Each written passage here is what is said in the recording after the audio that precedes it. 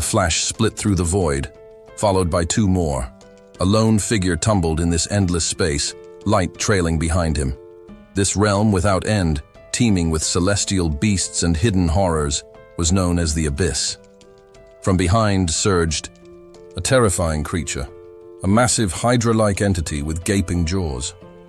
The figure, still falling, collided directly with this monster, the infamous seven-headed fierce dragon, a being saturated with destructive power. The dragon let out a wrathful roar, preparing to strike, but the man twisted mid-air, arms folding, into a diver's stance before he launched his assault. He unleashed a series of high-speed strikes, fists crashing down like meteors. The battle soared across the skies. Just then, a new threat emerged. A colossal bear-shaped being known as Vulcan, devourer of worlds, drew near. The man raised his arms, ready for another clash. He faced both monsters, rulers of their domains in the abyss. As the sky trembled, another creature slipped into the fray. Spindly, skeletal limbs, dark as shadow. Org, an ancient predator. Threads of red magic tangled around Vulcan and Org, binding them. Though it was rare to see them together, a third presence invaded, a towering arachnid, monarch of the spatial cavern. It snapped its fangs, hissing. The man's eyes sparked with grim resolve. Lowering his hands, he thought to himself, it felt like centuries had passed. Gazing into the depths, he knew he had to fight them one by one. The bodies of the monsters lay behind him, felled. But the cost had been time, too much of it. He turned his attention toward a distant glimmer. A system message appeared. He had attained a recognition, a grand one. He was now acknowledged as the invincible training master. The world itself pulsed in response. His form had become more distinct, more real. He lifted his gaze toward the heavens as the system confirmed it. He now surpassed even constellations. One day, Earth was pierced by a portal from the abyss. Myths were no longer fiction.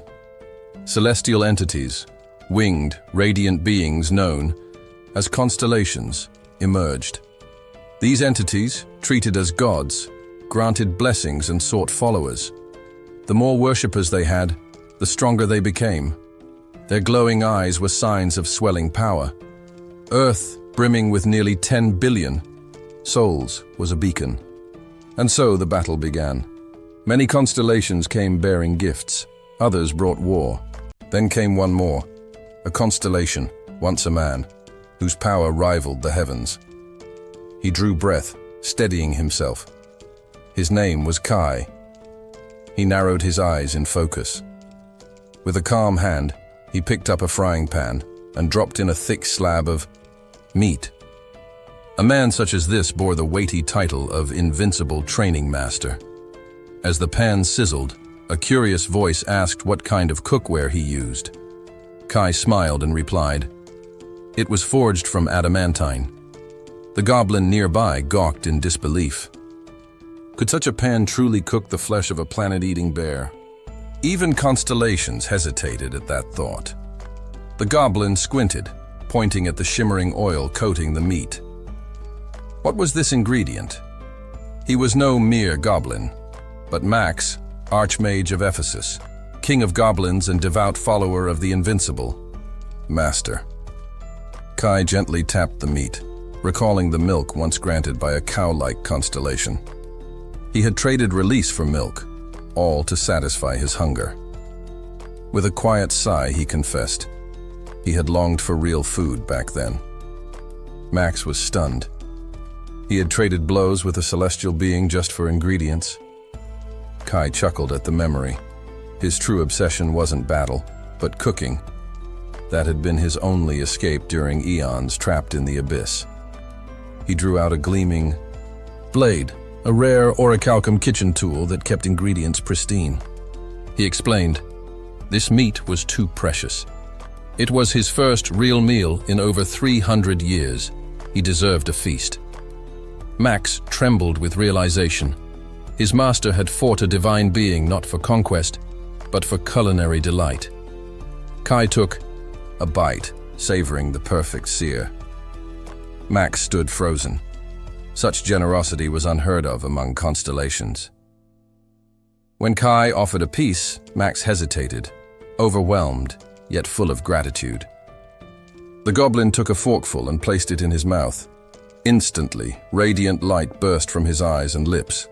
The system chimed in. He had consumed steak from a celestial beast.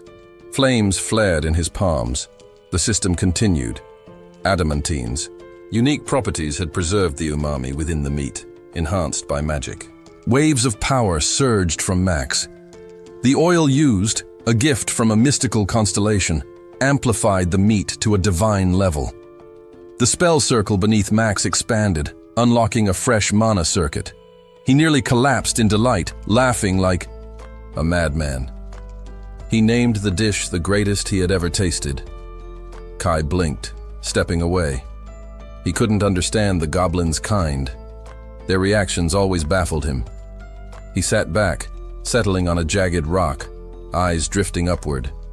The stars shone brightly overhead, he murmured. He missed Earth. Elsewhere on Earth, someone grunted beneath a barbell.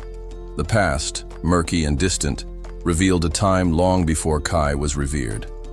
There, struggling under heavy weight, a young Kai trained.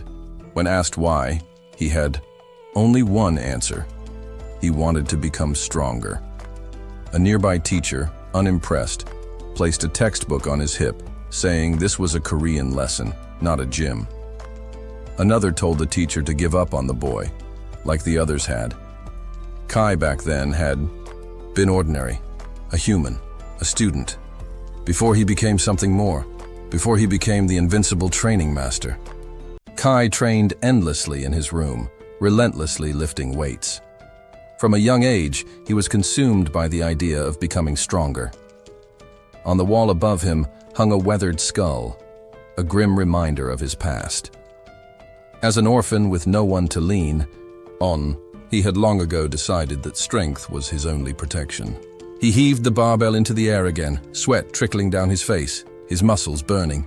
Training day in and day out, he pushed himself beyond human limits. Taking a brief pause, Kai lowered the bar and let it rest on his chest. Back then, he was ranked C+ as a hunter, one of many who took up arms against the threats spilling from the abyss. Hunters were regarded as modern warriors, noble figures who fought monsters and raided dungeons to protect humanity. There was glory in the work, and riches too. Monster cores, rare items, and powerful relics from the depths tempted many. Kai had nothing tying him down. With no family and no fears left to conquer, becoming a hunter had felt like the only choice. Sitting, nearby on a creaky chair, Bill observed the young man with concern. "Hey, maybe you should chill a bit," he said, watching Kai's drenched figure. He was breathing heavily, not from exhaustion, but from sheer intensity. Bill frowned. "You're really thinking of charging into a B-rank dungeon? We're barely surviving C ranks." Tilting his head, Bill continued, "Even the lower-tier dungeons are brutal. People die in there.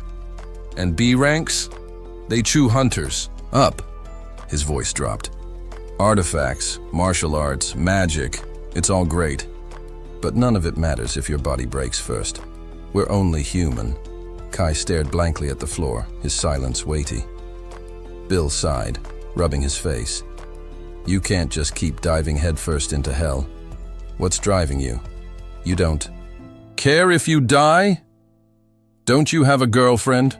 Or someone waiting?" Kai opened his inventory, then quietly said, "We broke up." Bill blinked, stunned. "Really? That's a shame. What happened?" Kai stretched his arms, trying to brush it off. "I told her I didn't have time for dates. I was focused on training. She told me to go date a monster instead. That was that," Bill groaned, dragging his hand down his face. "You're hopeless, man." Suddenly, the ground shook violently. A monstrous presence was approaching, one so massive it felt like the very air was cracking. The other hunters shouted warnings, but Kai remained calm, turning to face the beast. With a composed breath, he slipped into his stance and launched forward. His punch collided with the monster's chest, sending a shockwave outward as the fierce battle unfolded. Nearby hunters whispered among themselves. Martial artists like him, tough guys, yeah, good for tanking. But when it comes to real damage, mages win every time. Kai ducked, then landed a blow to the monster's jaw. One hunter asked, "Why'd he even choose fist fighting?" Another replied, "We found a martial arts scroll in a dungeon. No one cared. Everyone's after magic these days." But Kai, he picked it up and started training like crazy. Kai stood over the fallen monster. Whatever others said didn't matter. He had no regrets. Martial arts wasn't flashy or easy, but every inch of strength it gave was earned, not gifted. He raised his leg in a swift arc, then lunged forward, again, burning with the urge to improve. Later, deep into the night, Kai checked the time and sighed. Still not enough. He sat in the corner of his room, body trembling with fatigue. He'd clawed his way to C+ through pure discipline, but there were still others ahead of him. Leaning back against the wall, he closed his eyes, yet even in sleep, his body trained, moving through strikes and forms. Suddenly, a voice echoed in the darkness. "Even now, you're training?" Kai lashed out in a reflexive knee strike. A humanoid figure emerged, cloaked in radiant light. "Are you awake? Or just dreaming?" the stranger asked. Kai shook his head. "Doesn't matter. If it helps, I'll call it spiritual training." Light fell across half his face as he turned to the voice. A being stood before him, tall, long-haired, eyes hidden beneath bandages. The entity addressed him respectfully. "Mr. Kai." Kai squinted. "Who are you?" "I am Themis," she replied softly. "The virtuous goddess of the scales. A constellation of the abyss." He shielded his eyes from her glow, his body tense. "I'd like to make you an offer," she said. He blinked in confusion. "All right," he answered, far too quickly. Themis tilted her head, surprised. "No questions?" "Just one," Kai replied. "Will I become stronger if I accept?" A smile curled across her lips. "Yes," she said, hand brushing her face. "That's what I'm offering." Kai gave her a sincere nod. "That's all I need to hear." Suddenly, the air lit up around them in a warm, glowing storm. Kai looked upward and asked, "Why me? There are hunters out there stronger, more famous." Themis raised her hand, gathering the light into her palm. "I already told you who I am," she said. "As the goddess of the scales, I see all possibilities, including the future." Her hand dimmed, then released a storm of light. Within it appeared terrifying visions, monsters of immense size devouring Earth. "An apocalypse is coming," she said, "and it will be unlike anything the world has seen. Creatures like Org and others, dark constellations, would come not to test Earth, but to destroy it." She painted a future where humanity's current struggles would seem like nothing. Beneath her, the image of a burning red planet spun into view. "You," she said, "are the key to stopping this future." Kai stared, breath caught. The goddess drifted closer. "With me, you'll grow stronger. I'll make sure of it." Kai's eyes widened, his mouth slightly open. For the first time in a long while, something beyond training filled his vision, a path forward, guided by the divine. When the virtuous goddess of scales softly warned him that the road ahead would be paved with relentless, punishing, and almost inhuman training, she did so with a shaky smile. Beneath that calm exterior, however, she was quietly terrified.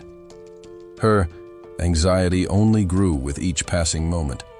She had never imagined that someone would actually accept such a harsh, one-sided deal so readily. A nervous chill swept down her spine as she realized she was dealing with someone far beyond normal reasoning. With a subtle motion, she stretched out her arms as if to embrace the weight of her own words, her voice gaining clarity as she elaborated. Through this arduous training, Kai would eventually become her chosen avatar. She gently pressed her fingers together in a solemn gesture. Kai, watching her with growing curiosity, didn't know what to make of her trembling lips and hesitant offer. Even though she extended her hand to seal the pact, doubt flickered in her eyes. This sort of proposal had no precedent. It was unbalanced, unfair, and entirely irrational. Kai grumbled about the overwhelming burst of light that had accompanied her earlier appearance, shielding his face with his hand. Becoming the avatar of a constellation was no simple feat. It meant surrendering parts of your soul, binding it to a celestial entity, and living within its invisible constraints for eternity. Still, the glowing orb in her hand shimmered with undeniable promise, and Themis offered it to him, promising extraordinary strength and powerful magic. Without delay, she reiterated her proposal, urging him to become her avatar and accept the bond. She explained that, just as multiple constellations might compete for a single human vessel, there were limited opportunities to claim one, and many of the other constellations were far less patient or kind. They locked eyes in quiet acknowledgement of this widely known truth among hunters. Kai's face lit up with interest as he asked, almost eagerly, what sort of training she meant. He wasn't exactly a renowned hunter, and no one had ever fought over him after all. Themis summoned a massive golden scale behind her and revealed that she had created a dedicated training domain for him within the abyss itself. She added, almost as an afterthought, that time flowed differently there. A few days on Earth might feel like centuries inside. Kai's jaw slackened in disbelief as she continued, explaining that he'd have to endure this training in complete isolation, potentially for dozens or even hundreds of years. She calmly informed him that once the training began, he wouldn't be allowed to back out or return until it was complete. The color drained from Kai's face. A shiver went through him. This is just like that one room in Dragon Ball, he muttered, half laughing, half panicking. When she tilted her head, not understanding the reference, he clenched his fist and told himself this was all for the best. After all, hadn't countless famous hunters become powerful after forming bonds with constellations? But deep down, he sensed something was off. Still, he forced a smile and convinced himself that this level of suffering must be standard. Other avatars must have endured it too. But the truth was, most of them had grown strong before forming. Their contracts. Themis unfolded her arms slowly and admitted that she knew she was demanding the impossible. What she was asking wasn't just difficult, it was cruel. But before she could even give him time to think, Kai nodded with quiet determination. She blinked in surprise. She had been planning to grant him a full week to decide. The goddess grew uneasy. "Are you absolutely certain?" she asked. "You don't want more time to consider?" Kai met her gaze without flinching. "There's nothing for me to reconsider. I don't have anything tying me to this world. All I ask is to leave behind a letter." His voice was steady, not because he had thought it through, but because his desire to grow stronger outweighed every doubt. And if becoming powerful would help save the world, then that was a bonus. Themis lowered her arms, visibly stunned by his sincerity. Silence hung in the air until Kai called out to her again. The goddess dabbed her eyes with a small handkerchief, her emotions catching up with her. She confessed in a fragile voice that she had once been afraid the humans of Earth were too selfish, too consumed by greed. But Kai had proven her prophecy right for once. Kai instinctively shielded himself from the surrounding light as the goddess created a portal above them. Something fractured in the air, breaking apart like shattered glass. He stared in disbelief, his body frozen as she reminded him to focus, only on the letter he wished to leave behind. She would take care of delivering it. He stepped toward the swirling vortex. The portal pulled gently at his fingers first, then the rest of his body. Within seconds, he vanished into the churning light, leaving only a fading crack in the sky. His room stood empty, save for a letter that appeared beside the barbell he had once trained with. A name and address were scribbled neatly in the corner. Lightning danced across the sky. A furious storm gathered outside, and from its center, Kai emerged once more, this time coughing from the force of the wind. He opened one eye and quickly sensed that the magical energy in this place was leagues beyond anything he had felt before. As he surveyed the floating land masses of the abyss, it dawned on him. This place was eerily similar to a dungeon. Back on Earth, scientists had speculated that dungeons were fragments broken off from the abyss itself. He gazed up at the star-scattered void above, took in the silence, and realized there was nothing here. No landmarks, no companions, no distractions. And this emptiness was his training ground. Looking down at his fists, he cracked his knuckles and whispered to himself, "Let's begin." He launched into motion, striking the air with powerful rhythmic precision, his breath syncing with every punch and kick. Meanwhile, Themis floated among her angelic attendants, her wings glowing faintly. "I interrupted the vision just in time," she murmured. Her followers hesitated, unsure whether to speak. She continued, more to herself than to them. "He'll make a remarkable avatar, if I guide him properly." Despite her divine foresight, she admitted her abilities weren't perfect. She could only glimpse fragments of the future, some real, some mere conjecture, but she had seen enough. She had witnessed Kai pushing himself in the abyss, fighting to suppress the coming evil. Constellations. Holding up two fingers in front of her, she smiled. Turning him into a formidable warrior who pledged loyalty to her would be worth any cost. She vanished, lost in her thoughts. Her attendants grew more uneasy. Confidence in a goddess didn't come easily when she looked so anxious. Still, they understood that all they could do now was wait and hope. Another cyclone spun in the distance, howling across the barren land behind Kai. Themis had made all necessary preparations. As the wind roared closer, she hoped the trial would not be too overwhelming. She had even made sure the boy had distractions, small things to keep him from losing himself, and most importantly, a sanctuary if he needed rest. Kai turned his head slowly. The tornado wasn't just weather. It was the beginning of his test. He took one long breath, steadied his stance, and readied his fists. A grin tugged at the corners of his mouth. Of course, he thought, there's no growth without danger. And if this was the goddess's way of pushing him forward, then it meant there was purpose behind the chaos. The whirlwind slammed into the earth with deafening force, and Kai let out a cry of disbelief. Could this truly be part of the goddess's trial? As the fierce winds howled around him, tearing at his skin and pulling at his limbs like unseen hands, he squeezed his eyes shut. It felt as though every fiber of his body was being ripped apart. Pain surged through him like fire in his veins, but even amidst the agony, Kai grit his teeth and forced his eyes open just a little. He knew he couldn't afford to break now, not here, not this early. If this was his test, then he had to face it head on. The wind caught him and lifted his body into the air like a leaf in a storm. As he spun inside the chaos, he shouted a line he'd once read, perhaps half in jest, perhaps half in desperation. Only by walking through pain and hardship can one become truly strong. That's what it means to carry the will of the divine. Thunder cracked through the sky like a whip. From within the heart of the cyclone, something fractured. An invisible shell broke apart. Shards of a shimmering illusion splintered and tumbled downward, unveiling a hidden light behind them. A radiant pillar of energy pierced the heavens, rising like a holy monument.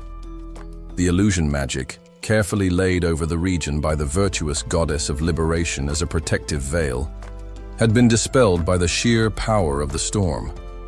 Before Kai could comprehend what was happening, the gale returned with twice the fury. The magical storm reasserted itself, wild and unpredictable. Even the goddess herself, a being who could perceive fragments of the future, stood baffled, her brows knitted together in genuine confusion. She had not seen this outcome in any of her visions. Her celestial attendants glanced among themselves, equally alarmed. Why hadn't the boy reached the tower yet? Themis stepped closer to the edge of her viewing platform, concern etched into her usually serene features. I left him merely 10 meters from the Citadel's gate. Surely he would have found it by now, she muttered under her breath. Her voice trailed off, then hardened with frustration. Why are Earthlings so incapable of following simple instructions? She looked to the meticulously prepared training site within the Citadel. There were racks of enchanted dumbbells, crates of the finest sports nutrition available even in the heavens, and a variety of cutting-edge exercise gear, all summoned and blessed for Kai's use. Themis had even added a few personal touches. A console for entertainment and a peculiar cat toy, just in case the boy grew lonely or bored. It wasn't just training. It was a sanctuary she had built for him, a place of growth and peace amidst the madness. Above the Citadel, her winged subordinate soared, his halo gleaming faintly. "Lady Themis," the angel known as Ray announced, descending swiftly. "I've searched the area as thoroughly as I could. But he isn't here." Themis froze. Her lips parted, then closed. She couldn't believe what she was hearing. "Impossible. I sent him directly. He was right there." Ray hesitated, glancing at the spire in the distance. It's possible that the magical turbulence flung him far off course, maybe even outside the Citadel's range. Her fists clenched. Unacceptable. He agreed to a cruel trial. How can we abandon him now? Her voice echoed with divine authority, but there was genuine desperation beneath it. Ray winced, but bowed his head. "As you command, Lady Themis. I'll find him, no matter how deep into the abyss the storm may have taken him." He turned toward the horizon, where the dark blue void of the abyss sprawled out endlessly. Flecks of starlight shimmered across the sky like embers floating in ink. Even the constellations themselves could only lay claim to fragments of this realm. Somewhere, amidst the countless floating islands and the suffocating silence of this cosmic void, the mortal named Kai was out there, lost but alive. Ray flew toward the glow of the distant islands, spear in hand, wings cutting through the wind. Themis remained behind, her thoughts heavy. She knew this was nearly a hopeless mission. The abyss was merciless, the storm unpredictable. And yet, he was still out there. Kai, meanwhile, was suspended within the storm, drifting weightlessly. In the torrent of raw mana, it flowed around and through him, trying to crush his spirit and body. Eyes shut, he felt like he had plunged into the deepest part of the ocean, though he had never seen one in person. His lungs burned, and then, instinctively, he took a long, steady breath, in and out. Power rushed through him. A surge of energy unlike anything he had ever known filled every cell of his being. Words flickered across his vision, system notifications. High-density mana absorbed. Divine space breathing activated. Internal structure strengthened. His bones groaned, his muscles spasmed, and then adapted. The transformation was brutal, but effective. The system updated again. His donjon had evolved. His potential as a vessel had grown. He drifted further into the storm's core, a speck amidst the divine current, and realized the obvious. Becoming an avatar of a constellation was not something one could achieve with ease.